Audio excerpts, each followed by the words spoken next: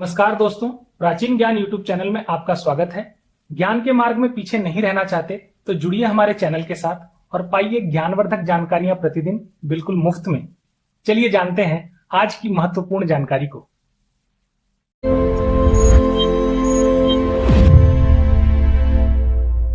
अति प्राचीन काल की बात है, जब यह पृथ्वी नवीन थी और देवलोक में देवगण सुखपूर्वक निवास करते थे। उस समय स्वर्ग के नंदनवन में, जो देवराज इंद्र का प्रिय उद्यान था, भांति भांति के अलौकिक पुष्प और वनस्पतियां सुशोभित थीं। उन्हीं अनगिनत दिव्य पादपों के मध्य एक अत्यंत दुर्लभ और तेजस्वी पौधा विद्यमान था। इस पौधे का नाम था दिव्य श्वेत कंटक। इसके पुष्प दुग्ध के समान श्वेत थे और उनमें से एक मंद मंद मनमोहक सुगंध निकलती थी, जो समस्त उद्यान को अपनी दिव्यता से भर देती थी। यह पौधा केवल अपनी सुंदरता के लिए नहीं, अपितु अपनी अद्भुत शक्तियों के लिए भी विख्यात था। कहते हैं, इस पौधे के मूल में स्वयं देवगुरु बृहस्पति की मेधा और भगवान धन्वंतरि का आशीर्वाद समाहित था।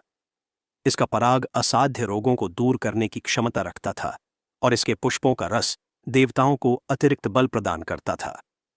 इस पौधे की सबसे बड़ी विशेषता यह थी कि यह स्वर्ग की उस भूमि पर उगता था जिसके ठीक नीचे कुबेर देव का गुप्त स्वर्ण कोश था।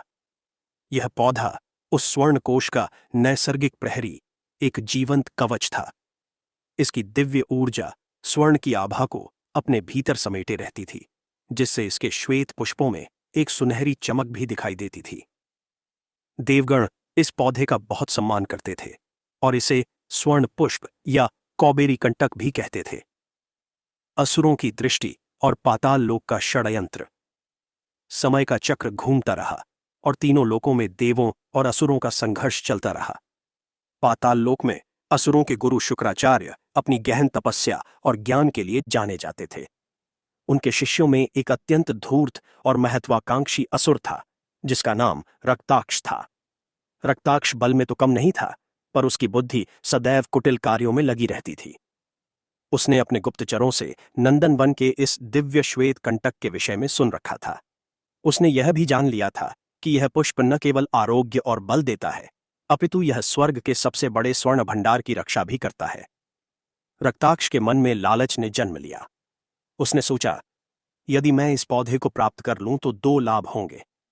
प्रथम, देवगणों की शक्ति का एक स्रोत छिन जाएगा। द्वितीय, मुझे उस गुप्त स्वर्ण कोश का मार्ग मिल जाएगा। इस पौधे की दिव्य शक्ति से मैं उस स्वर्ण को पाताल लोक में खींच लाऊंगा। यह विचार आते ही रक्ताक्ष ने एक भयंकर योजना बनाई। उसने अपने मायावी बल से अपना रूप बदला। वह एक अत्यंत सुंदर गंधर्व का वेश धरकर स्वर्ग की ओर चल पड़ा। उसका उद्देश्य था देवों को छलावे में डालकर उस दिव्य पौधे को चुरा लाना। देवलोक में छल और दिव्य पौधे का पलायन। रक्ताक्ष अपनी मायावी शक्ति के बल पर नंदनवन में प्रवेश करने में सफल हो गया। उसका गंधर्व रूप इतना मनमोहक था कि द्वारपालों को उस पर लेश मात्र भी संदेह नहीं हुआ। वह उद्यान में भ्रमण करता हुआ अंततः उस स्थान पर पहुंच गया जहां दिव्य श्वेत कंटक अपनी पूरी आभा के साथ खिला हुआ था। पौधे की श्वेत पंखुड़ियों से निकलती दिव्य सुगंध ने रक्ताक्ष को एक क्षण के लिए मोहित कर दिया, पर उसके भीतर का लालच शीघ्र ही जाग उठा। उसने देखा कि पौधे के निकट कुछ देवगण ध्यान में मग्न हैं। रक्ताक्ष ने अपनी असुर माया का प्रयोग किया और एक भ्रम का जाल फैला दिया। उसने एक ऐसा दृश्य रचा जिससे देवगणों को लगा कि उद्यान के दूसरे छोर पर किसी असुर ने आक्रमण कर दिया है। सारे रक्षक उस ओर दौड़ पड़े। उद्यान जैसे ही क्षण भर के लिए आरक्षित हुआ, रक्ताक्ष अपने असली रूप में आया और उसने उस दिव्य पौधे को जड़ सहित उखाड़ लिया। जैसे ही पौधे ने अपनी भूमि छोड़ी, स्वर्ग में एक अशुभ संकेत की ध्वनि हुई। देवगणों का ध्यान भंग हुआ और उन्होंने रक्ताक्ष को पौधे के साथ भागते हुए देखा। पकड़ो, पकड़ो का शोर मच गया। देवराज इंद्र स्वयं अपने ऐरावत पर बैठकर रक्ताक्ष का पीछा करने लगे। ब्रह्मांडीय संघर्ष और पृथ्वी पर पतन। रक्ताक्ष तीव्र गति से पाताल लोक की ओर भाग रहा था। उसके पीछे देवों की एक विशाल सेना थी। ब्रह्मांड के शून्य में यह अद्भुत पीछा आरंभ हुआ। रक्ताक्ष अपनी पूरी शक्ति से दौड़ रहा था, पर देवगण भी उससे अधिक दूर नहीं थे। इंद्र ने अपने वज्र का प्रहार किया। वज्र की भयंकर गर्जना से ब्रह्मांड कांप उठा। रक्ताक्ष वज्र के सीधे प्रहार से तो बच गया, पर उसकी लहर से वह बुरी तरह हिल गया। उसके हाथों से दिव्य श्वेत कंटक की पकड़ ढीली पड़ गई। पौधा उसके हाथ से छिटक गया और अंतरिक्ष में तैरने लगा। रक्ताक्ष ने उसे पुनः पकड़ने का प्रयास किया, पर तभी वायुदेव ने प्रचंड वेग से फूंक मारी। वह दिव्य पौधा उस वायु प्रवाह में बहता हुआ एक अनजानी दिशा में निकल गया। वह तीव्र गति से उस नीले गोले की ओर गिरने लगा जिसे हम पृथ्वी कहते हैं। रक्ताक्ष क्रोधित होकर देवों से युद्ध करने लगा, पर उसका मुख्य लक्ष्य, वह पौधा, अब उसकी पहुंच से बहुत दूर जा चुका था। वह दिव्य पौधा पृथ्वी के वायुमंडल में प्रविष्ट हुआ। घर्षण की अग्नि से उसके पत्ते और कोमल तने झुलसने लगे, पर उसका मूल, जिसमें अमृत का अंश था, सुरक्षित रहा। वह पौधा पृथ्वी पर भारतवर्ष की पुण्य भूमि पर एक घने वन में आकर गिरा। कायाकल्प और कंटकों का जन्म। जब वह दिव्य पौधा पृथ्वी की मिट्टी से टकराया तो वह अपने पतन से अत्यंत व्यथित हुआ। उसका दिव्य शरीर पृथ्वी के कठोर धरातल को सहन नहीं कर पाया। उसने अपनी दिव्य शक्तियों को पुकारा, पर स्वर्ग से दूर होने के कारण उसकी शक्तियां क्षीण पड़ गई थीं। पौधे ने देखा कि पृथ्वी के प्राणी, मनुष्य और पशु उसे कुतूहल से देख रहे हैं। कुछ मनुष्य उसके दिव्य रूप को देखकर उसे उखाड़ने के लिए आगे बढ़े। पौधे को रक्ताक्ष का लालच स्मरण हो आया। उसे लगा कि पृथ्वी के ये प्राणी भी लालचवश उसे नष्ट कर देंगे। अपनी रक्षा के लिए और अपने भीतर छिपे दिव्य रहस्य, उस स्वर्ण के संकेत को बचाने के लिए पौधे ने एक कठोर निर्णय लिया। उसने अपनी सारी कोमलता और सुंदरता का त्याग कर दिया। उसने पृथ्वी माता से प्रार्थना की, हे धरणी, मैंने स्वर्ग का स्वर्ण देखा है। अब मैं तुम्हारे गर्भ में छिपे स्वर्ण की रक्षा करना चाहती हूं। मुझे ऐसा रूप दो कि कोई लालची मेरे पास न आ सके, पर जो सच्चा साधक हो वह मुझे पहचान ले। पृथ्वी माता ने उसकी प्रार्थना स्वीकार की। उस पौधे का कोमल तना कठोर हो गया। उसकी सुंदर पत्तियां छोटी और रूखी हो गईं, और सबसे महत्वपूर्ण, उसकी रक्षा के लिए उसके पूरे शरीर पर तीखे, नुकीले कांटे उग आए। वे कांटे इतने मजबूत थे कि कोई उन्हें सहजता से छू भी नहीं सकता था। उसका दिव्य नाम दिव्य श्वेत कंटक से बदलकर कटेरी या कंटकारी हो गया, अर्थात कांटों से भरी हुई। परंतु उसने अपनी दिव्यता का एक चिन्ह बचाकर रखा, उसके पुष्प। वे पुष्प अब भी उतने ही श्वेत और पवित्र थे जितने वे नंदनवन में थे। यह उन साधकों और ज्ञानियों के लिए एक संकेत था जो बाहरी रूप को नहीं अपितु आंतरिक गुणों को पहचानते थे। इस प्रकार उस दिव्य पौधे का पृथ्वी पर सफेद कटेरी के रूप में पुनर्जन्म हुआ। भाग 2, स्वर्ण रहस्य और 10 फुट की पहेली। लोक कथाओं में स्वर्ण संकेत। सफेद कटेरी का जन्म तो हो गया, पर उसका मूल उद्देश्य अभी भी जीवित था। वह स्वर्ग में कुबेर के कोष की प्रहरी थी। अब वह पृथ्वी पर धरती माता के गर्भ में छिपे स्वर्ण की प्रहरी बन गई। जिस वन में वह पौधा गिरा था, वहां कुछ महान ऋषि मुनि तपस्या करते थे। उन्होंने अपनी दिव्य दृष्टि से इस पूरी घटना को देखा। उन्होंने उस पौधे के दिव्य पतन और उसके कायाकल्प को समझा। उन्होंने जाना कि यह कोई साधारण घास फूस नहीं, अपितु स्वर्ग से आया एक रक्षक है। उन ऋषियों ने इस ज्ञान को अपने शिष्यों को दिया। यह ज्ञान गुरु शिष्य परंपरा से होता हुआ पीढ़ी दर पीढ़ी आगे बढ़ता रहा। धीरे धीरे यह ज्ञान वनों में रहने वाले वनवासियों और गुह्य विधाओं के साधकों तक पहुंचा। उन्होंने इसे लोक कथाओं और कहावतों में गूंथ दिया, ताकि यह ज्ञान सामान्य जनमानस में भी जीवित रहे, भले ही उसका गूढ़ अर्थ छिपा रहे। तभी यह कहावत प्रचलित हुई। लोग इसे जंगली घास समझते हैं, पर यह पौधा जहां उगता है उसके 10 फुट नीचे सोना जरूर मिलता है। यह बात साधारण लोगों के लिए एक पहेली थी। वे सफेद कटेरी को देखते, उसके कांटों से डरते और उसे उखाड़ कर फेंक देते। वे उसे एक बेकार, जंगली घास या खरपतवार से अधिक कुछ नहीं समझते थे। पर ज्ञानी जन जो इस रहस्य को जानते थे, वे इस पौधे को सम्मान देते थे। प्रहरी पौधे का विधान। सफेद कटेरी का स्वर्ण से एक विचित्र संबंध स्थापित हो गया। यह पौधा केवल वहीं उगता था जहां भूमि के भीतर स्वर्ण धातु की शिराएं या भंडार होता था। ऐसा क्यों होता था, इसका भी एक गूढ़ कारण था। स्वर्ण, जिसे सूर्य धातु भी कहा जाता है, में एक विशेष प्रकार की सात्विक ऊर्जा होती है। सफेद कटेरी का मूल, जो अमृत अंश और दिव्य ऊर्जा से युक्त था, वह पृथ्वी पर उसी सात्विक ऊर्जा को खोजता था। वह भूमिगत स्वर्ण की ऊर्जा से पोषण प्राप्त करता था। इस प्रकार यह पौधा और स्वर्ण एक दूसरे के पूरक बन गए। पौधा स्वर्ण से ऊर्जा लेता और बदले में अपने कांटों के कवच से उस स्थान को अचिह्नित और सुरक्षित रखता। उसके कांटे केवल भौतिक रक्षक नहीं थे, वे एक आध्यात्मिक बाधा भी थे। कहते हैं, यदि कोई व्यक्ति अत्यंत लालच, क्रोध या अपवित्र भावना से उस स्वर्ण को खोजने आता, तो सफेद कटेरी के कांटे उसे रहस्यमयी ढंग से अधिक चुभते थे। उसे मार्ग में बाधाएं आती थीं। वह भूमि खोदने का प्रयास करता, पर उसे कुछ नहीं मिलता। पौधा अपनी दिव्य शक्ति से उस स्वर्ण को और भी गहरा धकेल देता। वह स्वर्ण केवल उसी को प्राप्त हो सकता था जो शुद्ध हृदय का हो, धैर्यवान हो और जो उस धन का सदुपयोग करने का संकल्प रखता हो।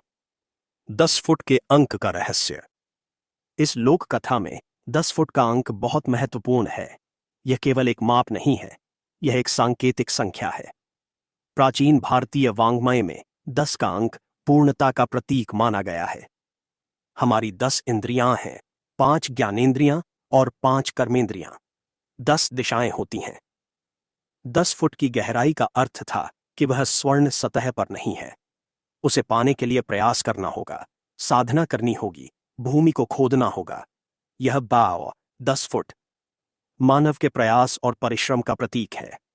यह भी दर्शाता है कि खजाना इतना भी गहरा नहीं है कि उसे पाया ही न जा सके, और इतना उथला भी नहीं है कि वह बिना प्रयास के मिल जाए। यह उन 10 इंद्रियों पर विजय पाने का भी संकेत है। जो व्यक्ति अपनी 10 इंद्रियों को वश में करके एकाग्र चित्त से पवित्र भावना के साथ उस स्थान पर साधना या प्रयास करता है, उसी के लिए वह स्वर्ण भंडार प्रकट होता है। 10 फुट की खुदाई एक तपस्या का रूपक है। आधुनिक भूगर्भशास्त्री भी यह मानते हैं कि कई विशेष प्रकार के पौधे, जिन्हें इंडिकेटर प्लांट्स अर्थात संकेतक पौधे कहा जाता है, वे विशेष खनिजों वाली भूमि पर ही उगते हैं। सफेद कटेरी को हमारे पूर्वजों ने स्वर्ण का ऐसा ही एक दिव्य संकेतक माना था, भ्रांति का जाल और सत्य की पहचान। किंतु कलयुग के प्रभाव से मनुष्य की दृष्टि स्थूल होती चली गई। वह आंतरिक ज्ञान और दिव्य संकेतों को भूल गया। उसका ध्यान केवल बाहरी रूप रंग पर अटक गया। जब उसने सफेद कटेरी को देखा तो उसे केवल उसके कांटे दिखे, उसकी कुरूपता दिखी। उसे वह एक बाधा लगी, एक व्यर्थ का पौधा। किसानों ने उसे अपने खेतों से उखाड़ फेंकना शुरू कर दिया, क्योंकि वह उनकी फसलों के साथ उग आती थी। चरवाहों ने उसे जला दिया, क्योंकि वह उनके पशुओं को चुभती थी। लोग उसके पास से गुजरते हुए उसे कोसते थे। वे सब उस पौधे का अपमान कर रहे थे, जो वास्तव में उनकी भूमि के नीचे छिपे ऐश्वर्य का प्रहरी था। वे जंगली घास उसे समझ रहे थे, जो स्वयं स्वर्ग के नंदनवन से आई थी। यह मनुष्य की अज्ञानता थी, उसकी भ्रांति थी। परंतु आज भी कुछ गिने चुने साधक, वैद्य और ज्ञानी जन, जो प्राचीन ग्रंथों का अध्ययन करते हैं, वे सफेद कटेरी का असली मूल्य जानते हैं। वे जब इस पौधे को कहीं खिला हुआ देखते हैं, विशेषकर श्वेत पुष्पों वाली कटेरी को, तो वे उसे श्रद्धा से नमन करते हैं। वे जानते हैं कि वे एक दिव्य प्रहरी के समक्ष खड़े हैं। वे यह भी जानते हैं कि उसके नीचे 10 फुट पर सोना अवश्य है, पर वह सोना कौन सा है, इसका निर्णय वे अपने विवेक से करते हैं। भाग 3, वास्तविक स्वर्ण का गूढ़ अर्थ। क्या वह केवल भौतिक स्वर्ण है? ऋषियों ने जब कहा कि 10 फुट नीचे सोना मिलता है, तो क्या उनका आशय केवल उस पीली धातु से था? संभवतः हाँ, कुछ स्थानों पर यह भौतिक स्वर्ण हो सकता है। प्राचीन काल में भारत भूमि स्वर्ण से भरी थी, और यह पौधा उन भंडारों का संकेत देता होगा। परंतु हमारे ऋषियों का ज्ञान केवल भौतिक जगत तक सीमित नहीं था। वे प्रत्येक वस्तु के आध्यात्मिक और प्रतीकात्मक अर्थ को समझते थे। उनके लिए सोना केवल एक धातु नहीं, अपितु श्रेष्ठतम वस्तु का प्रतीक था। सफेद कटेरी के संदर्भ में स्वर्ण के 3 और गूढ़ अर्थ हो सकते हैं, जो भौतिक स्वर्ण से भी अधिक मूल्यवान हैं। पहला स्वर्ण, स्वास्थ्य का खजाना। सफेद कटेरी जिसे संस्कृत में कंटकारी कहते हैं, आयुर्वेद की एक महान औषधि है। यह दशमूलारिष्ट जैसी प्रसिद्ध औषधियों का एक मुख्य घटक है। आयुर्वेद के ग्रंथों में इसे श्वास, कास अर्थात खांसी, अस्थमा और ज्वर के लिए रामबाण माना गया है।